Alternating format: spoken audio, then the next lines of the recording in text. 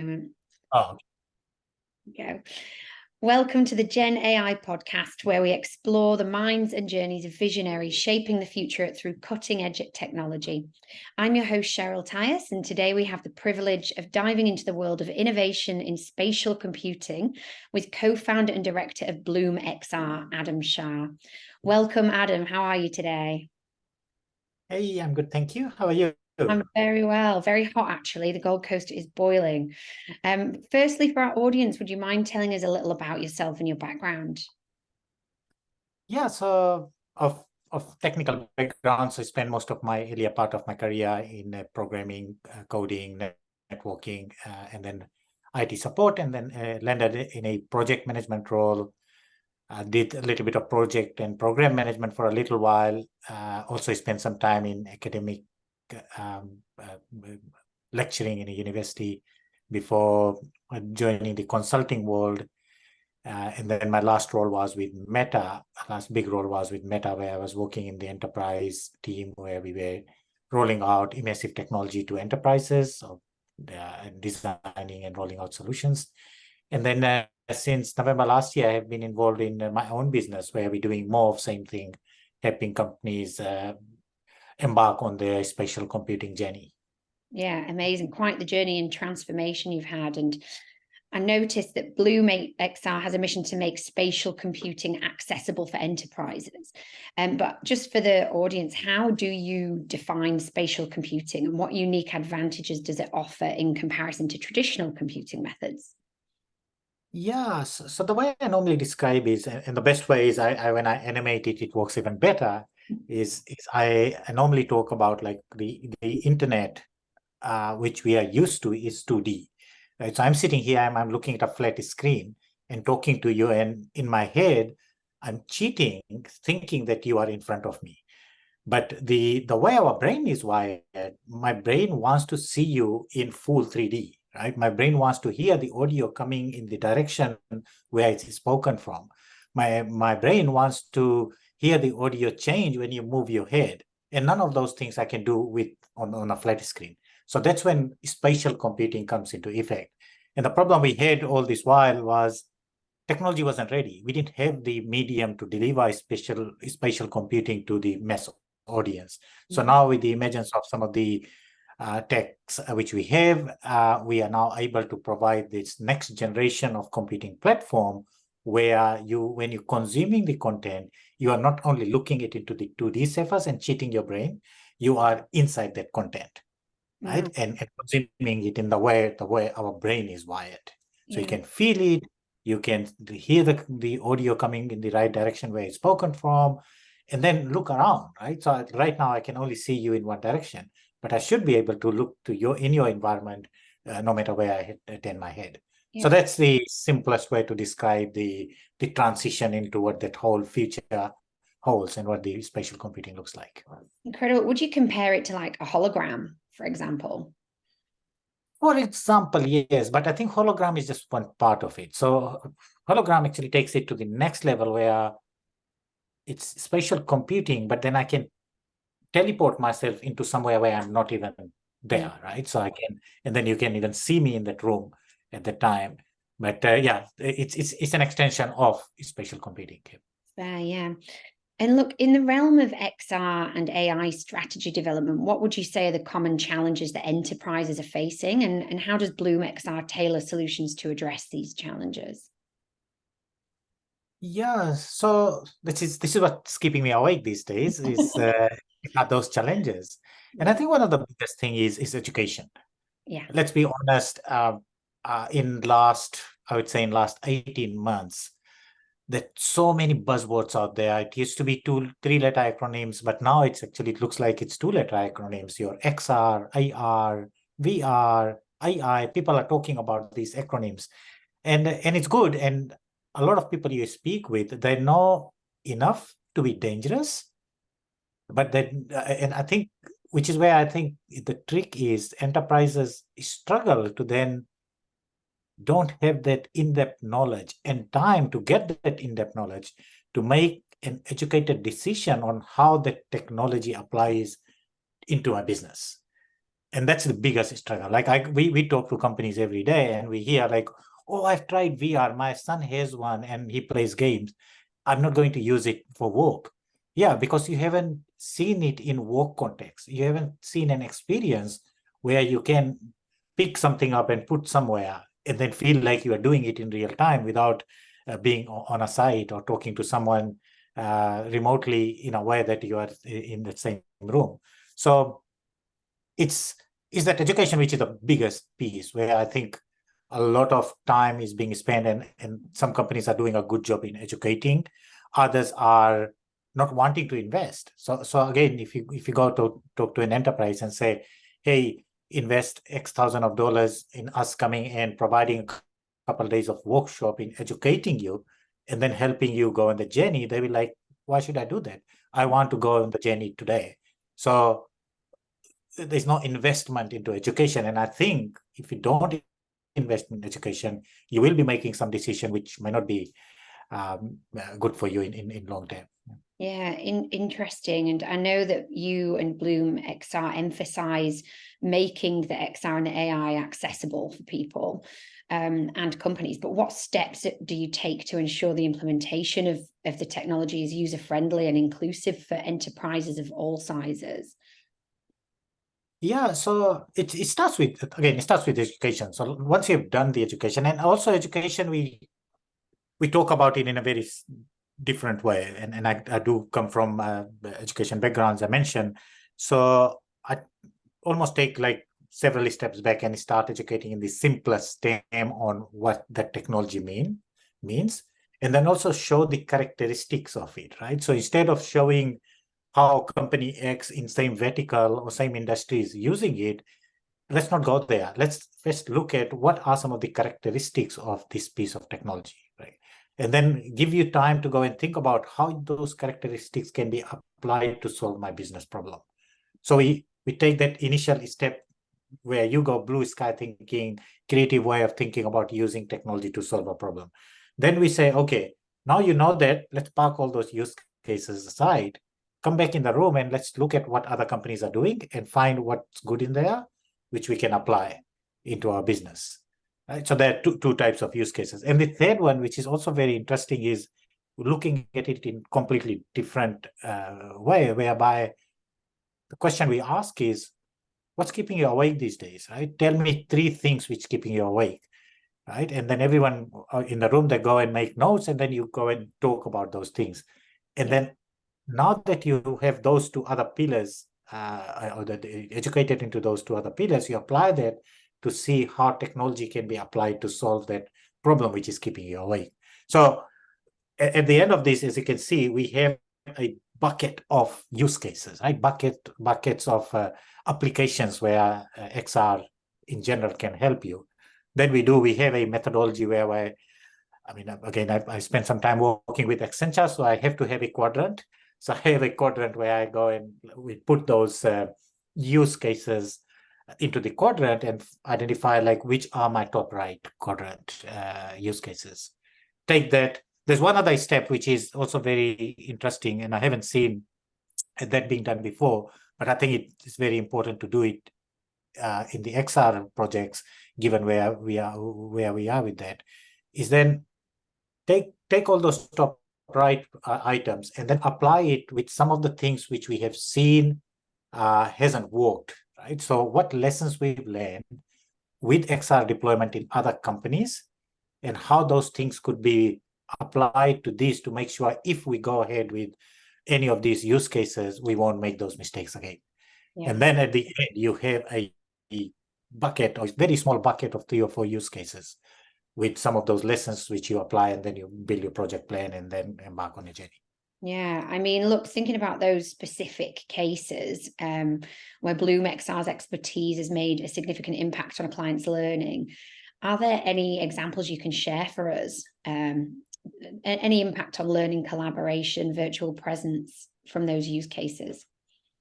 Yeah, loads. I mean, again, there's like, we normally talk about 6 things where the impact is, but maybe I'll talk about those things, and as I'm talking about it, I'll talk to the customer or customer stories. So number 1 is engagement, right? So companies are struggling.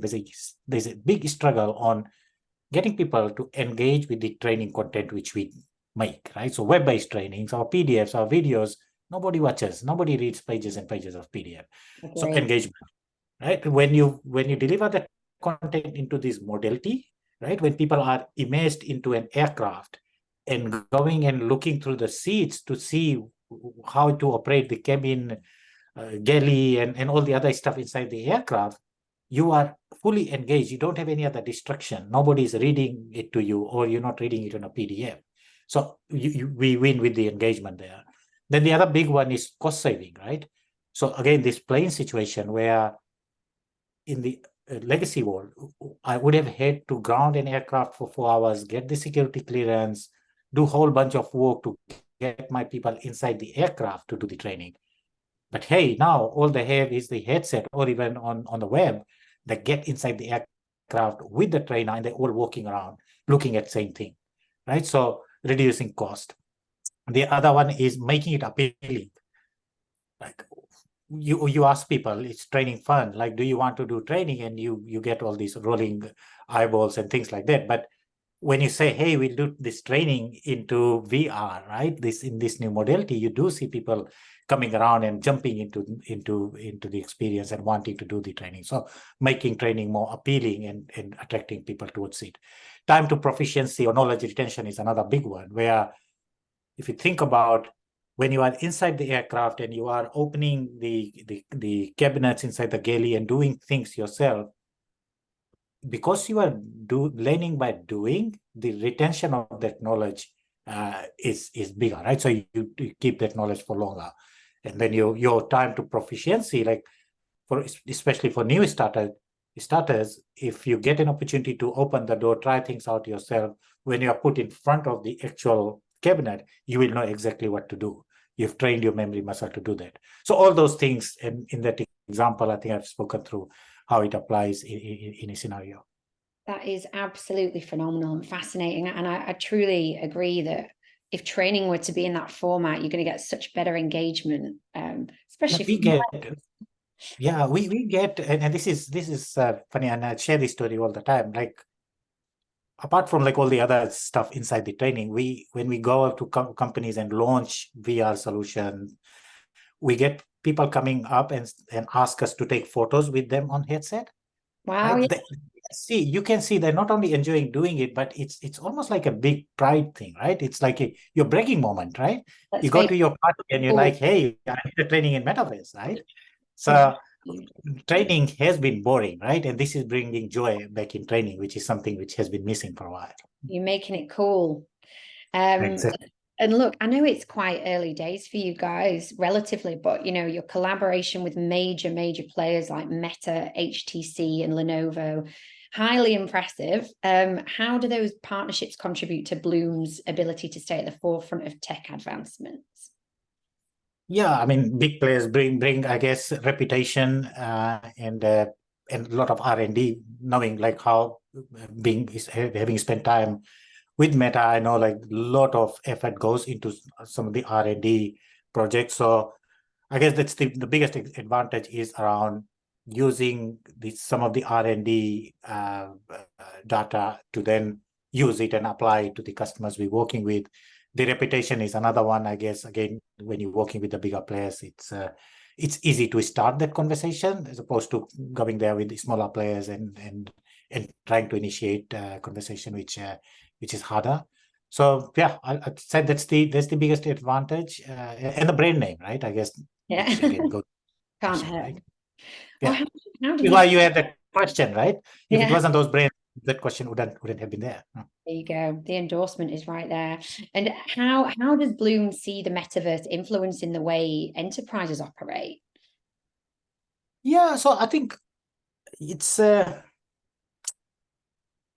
I think where we are, and we were talking about it just the other day, I think where we are, I see AI is going to be, again, the hottest topic for next 8 to 12 months, right?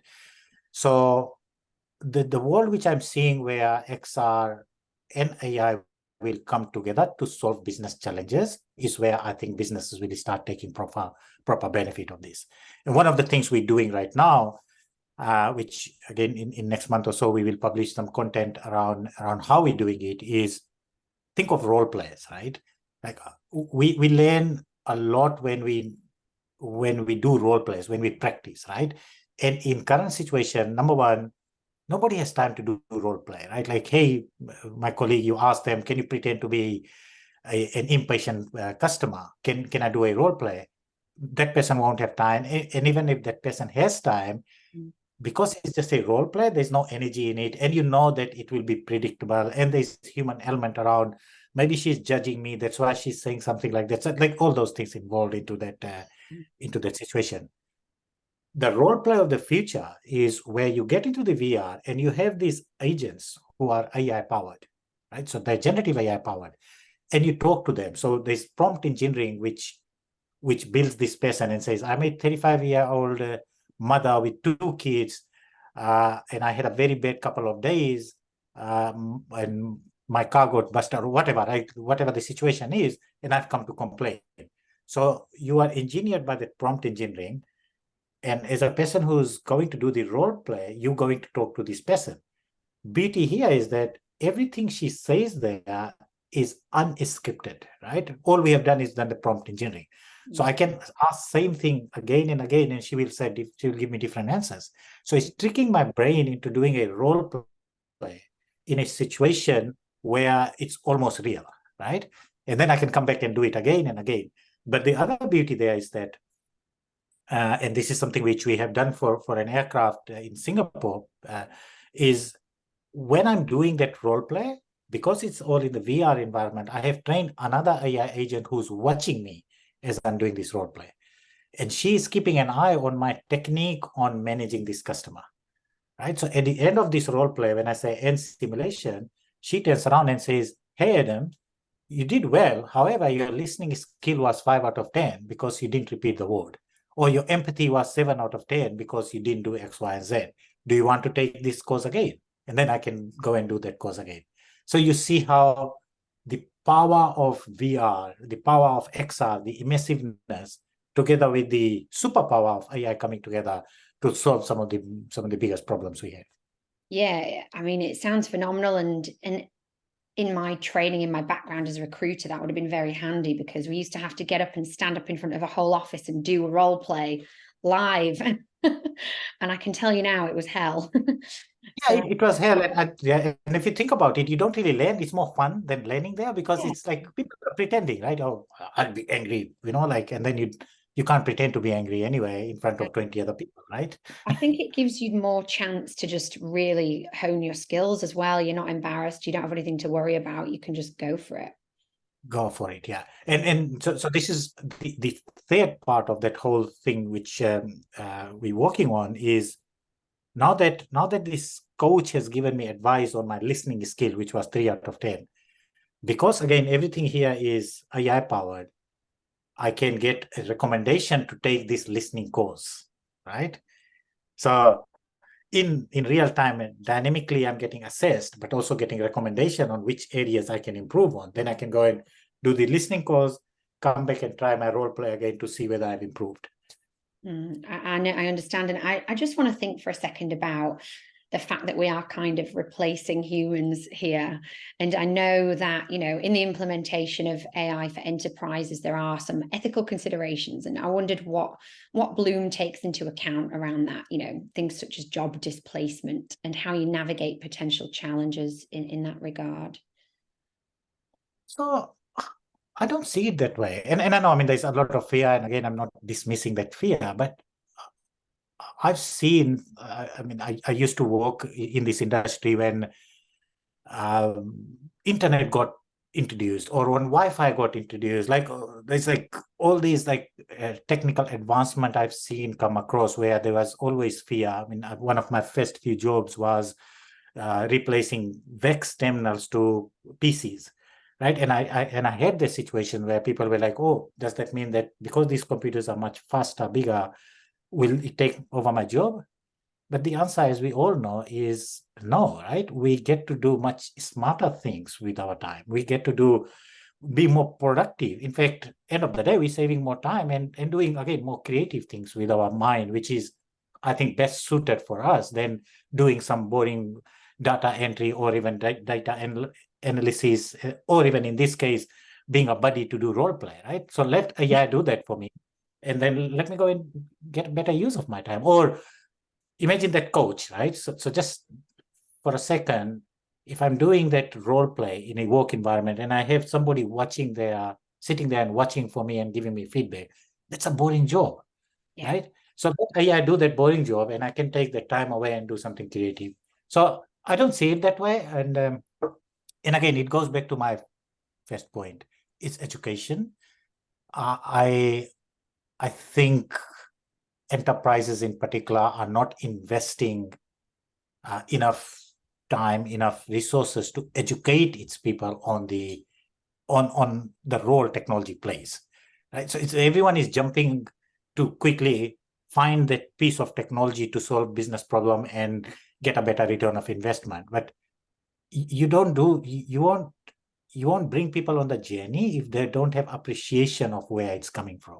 Yeah. And that's where I think education plays a very important role. Yeah, I completely agree. And I feel like it's just the same as having, a virtual assistant or something. You have it, so they do the repetitive tasks that allow you to do the more important stuff that you actually need your brain for. So happy days. Look, Bloom mentions creating a space for imagination to thrive. How does the company foster a culture of creativity and innovation within its own team? Yeah. So this is where I think we go back to some of the cultural aspects of companies, and again, empowering people, right? So it starts with, again, giving them flexibility to think about what matters to them and how, like, introduction of technology in our case, how it impacts their daily routine, daily lives, and things like that. So I think the most important thing is empowering them, and the role we play is with our methodology, which I spoke about, is crowdsourcing, right? It's your idea, it's your challenge. What's keeping you awake at night? How you think this technology can solve the problem, right? So making it your problem and helping you solve your problem, I think allows enterprises to empower people to think about that they're part of this journey, and then they go a long way in terms of, again, being part of it, being more creative, and all those things. Yeah, interesting. And I wondered if you might share a few insights into Bloom's strategic roadmap for the next few years, especially in terms of expanding its impact on enterprises through the XR and AI innovation. Yeah, one way we normally describe, and I've done this a few times, is like company like Bloom, like you're not a typical ISV, so independent software vendor, and you are not the Accentures of the world, the PwCs of the world, where they have got like consultants of 4-5 floor full of consultants. So who you are, right? So I see ourselves as nimble consultant, right? I want, and I think there are very few of us out there because there's no market for it and nobody wants to spend money on the smaller players. But I think we need people who are small and nimble, who don't have all these like other baggages around or pressure around to sell things and hit goals, to work with companies and be part of almost like an extended team of companies, to work with them to understand their problem, define the solution, and then help implement that, and then see it through, right? Again, with some of these engagements with large companies, you see there's a start and the end date of the engagement and it's done. I don't see our role as that. I see our role as a true partner where I'm on the journey with you from the day when we conceive this idea to the day it's implemented, and then scale it to the rest of the organization. So our roadmap is that, like, I want us to grow, but not grow to become a PwC. I just want to be a nimble organization who does a lot of these things with a lot of companies across industries and sectors. Yeah, I love that. And I think that's the way to go for sure. And look, Adam, your personal background, your roles span diverse roles from project manager to customer success. I just wondered how that variety of experiences shaped your perspective on technology implementations. It definitely has. And I think a lot of this where what I'm talking about, people first, empathy, listening, like all this comes from being in those roles. And I've been privileged to have worked with some of the bestest in the game when it comes to change management. So that's another area where we again, enterprises you go and talk to, and change management is normally like they put it into the fluff category, right? Oh, that's like touchy feely thing, and we don't really want to invest money in that. But that's the most important thing, because you're changing the way people think, right? You have to take them on that journey, and if you don't that properly, you can keep pouring money into your technical projects, they won't go anywhere. So I've learned a lot, especially some of those roles, in particular with the customer success role, where is the people skills what matters. Technology, strategy, all those things comes later. What matters first is your people skills. And go people first, you'll always succeed. Couldn't agree more on that point. Absolutely. It's the number one skill for sure. And your journey as part of the growth phase at Bloom, what challenges and opportunities do you foresee in the XR and AI space in the years to come? Yeah, so I think the biggest challenge will be this, I guess, standardization, right? And as we have seen in some of the other areas like Android versus iOS, all these like platforms or bigger players coming and building their own ecosystem, and this ecosystem don't talk to each other, or they will build thing which works better in one and doesn't work as well on another platform and things like that. So I think if we don't think about standardizing some of these things, this industry won't grow, or this industry will grow, but it will be in pockets, right? We won't have like a large scale growth. So that's one big challenge I'm seeing. And the other one, I think, is that whole thing about at the same time, while we are introducing some of this high tech VR stuff, which is kind of almost taking people away from being in front of other people and talk to each other. So the dynamic of the social dynamic is also changing, right? So young kids, they don't want to sit with you and talk because they've got things to watch on TikTok, right? So how we position these things in a way that it's not seen as one of those distractors of social etiquettes of today, right? Like how we do it in that way. And I don't think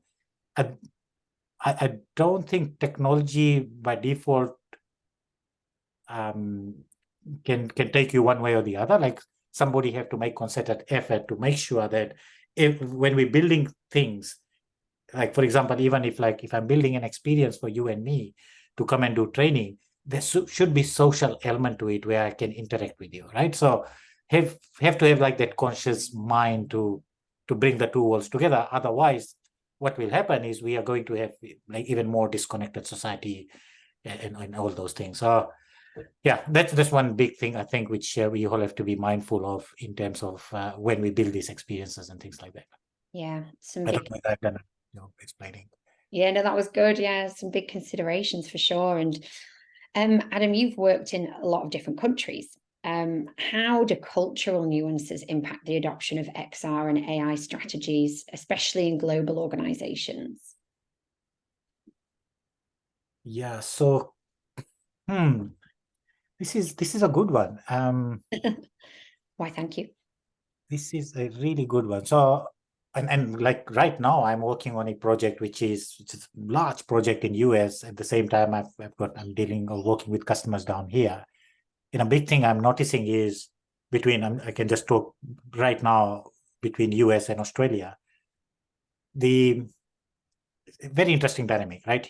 Down here, we think relatively big, but not as big as how they think in US. At the same time, because we are like a small player in the big economy, we have got this hunger of doing something so different and so big so that we get the center stage into that global market, right? So So we always want to think, okay, how I can do something different, which puts me apart from everyone else, and then gives me that limelight into the global stage. There are lots of discussions like that. So people are wanting to take risks. They're wanting to move fast. Like I was talking to just someone yesterday, and he was asking me a similar sort of question, like, oh, so what do you think we should do, which no one else is doing? Like, yeah, that's a very cultural thing coming from very Australian mindset. And then up there, it's about scaling. And even though it might take like 6 months to do it, let's do it right. Let's tick all the boxes, get compliance and everything else sorted. So I think that's one big thing I'm seeing playing here. I mean, there's obviously other things around culture where, yeah, it's similar. I guess it's all about where we are into this whole geography, like being down under a small country and trying to get our way into the bigger players out there. It's a big thing. Yeah. Yeah, for And sure. it's driving a lot of, I guess what I was trying to say there, it's driving a lot of our practices, which then translates into culture. Awesome. Yeah, trying to get out there into the big wide world. And looking And I've ahead. done it. Just one point, and I've done it a few times. So I'm born and brought up in Fiji, right? So born and brought up in Fiji, coming to Australia with that mindset, trying to get my mark, and then now being in Australia for a while, when I go there, I can see I take that mindset and then come back when I talk to customers. He has similar sort of mindset, and I had similar experience when I was working in UK. Wow, I love that. Fiji is such a beautiful country. Many would say the same about the UK, I'm sure. That's where I'm from. Looking ahead, Adam, what excites you the most about the future of XR and AI, and how can businesses prepare to harness the full potential? So what excites me most is the way I described it to you. Like our brain is wired in certain way, and we have cheated our brain to kind of consume information in all these other ways because technology wasn't ready. And finally, technology is here, right? So why not let's make it easy for our brain to consume information, right? Why? When there's other big thing about again, something which I've personally experienced is this whole language thing, right? English is being second language. I always think and comprehend. I mean, I pause here even when I'm talking. I quickly comprehend in my mother language before I speak, right? Why I have to do that? What if this technology allows me to speak my language and you hear it in your language? And it can do it today, right? Again, power of AI in XR. We're sitting in a room. I'm speaking, I don't know, Fijian, and you listening whatever I'm speaking in whichever language you listen to, right? So that's the bit which I'm really excited about. Like I think we will get best of human being through some of these technologies and what we're seeing right now. Yeah. I mean, that sounds absolutely phenomenal. I agree with you on that. And look, what advice would you personally give to aspiring entrepreneurs in the AI space? Because we do have plenty of aspiring entrepreneurs listening.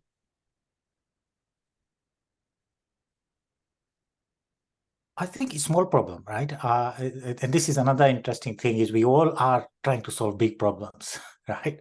We all are like, oh, the biggest problem will make me rich faster and all those things. Hey, some of the people who are richest out there have solved small problems, and it all started from a small problem. So my advice will be think small, and who knows which of those small problems can give you something which a big problem will only let you dream. So yeah, think small, solve small problems, and it will find your way through. I love that. And look, Adam, is there anything else you'd like to share today just before we close up? Um, not necessarily in like I guess in terms of enterprise, but I do have a tiny little point which I've been again. It's an area which I'm passionate about, and I do a lot of work outside my day job. Is around giving back, and I also think while we are talking about which is where the money is, which is what's driving innovation is enterprise. I also think what we're doing here today in enterprise is helping us to take the technology to a state when this technology is going to solve some real human problem. Yeah. And I tell you an example. So around this time last year, I was in Sri Lanka, and I was like, as part of the work I was doing there for Rotary Club, I was going to these small villages and talking to like students and farmers and them. And I had my gadgets with me, as I always do when I travel. So Meta's Ray-Ban glasses, which is the smart glass, it's something which I like show to students and get them excited, inspire them. And there was this girl who, when she put on the glass, because you can talk to the glass and it's got the camera. So she tried it out. She took it off, and the question she asked me was, she said, "My mother is blind. Do you think she will be able to see the world with this?"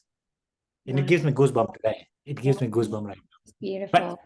But the fact I'm bringing this is that if it was just for giving back and it was only for charity, no one will go and develop that Ray-Ban glass to do that. Is the enterprise who's driving the technology to do what it's going to do, and the people who are going to take benefit of it are the people out there who can't see.